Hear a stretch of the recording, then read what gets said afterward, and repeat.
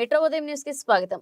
మహబూబ్నగర్ జిల్లా కొరివి మండల కేంద్రంలో వీరభద్రస్వామి దేవాలయానికి నిత్యం భక్తులతో రద్దీగా ఉండడంతో పాటు దేవాలయానికి వచ్చే భక్తులు వాహనాల పార్కింగ్ సదుపాయం లేక రోడ్డుపై పార్కింగ్ చేయడం వలన తీవ్ర ఇబ్బందులు కలుగుతున్నాయి. వారాంతపు సంతను కూడా సోమవారం చిరు వ్యాపారస్తులు రోజు రోడ్లపై పెట్టడంతో ట్రాఫిక్ తీవ్ర అంతరాయం ఏర్పడుతుందని, కొరివి మండల కేంద్రంలో పోలీస్ స్టేషన్ ఉన్నా కూడా కనీసం పోలీసులు ట్రాఫిక్ ని నియంత్రించడం లేదని భక్తులు మండల ప్రజలను ఆరోపిస్తున్నారు.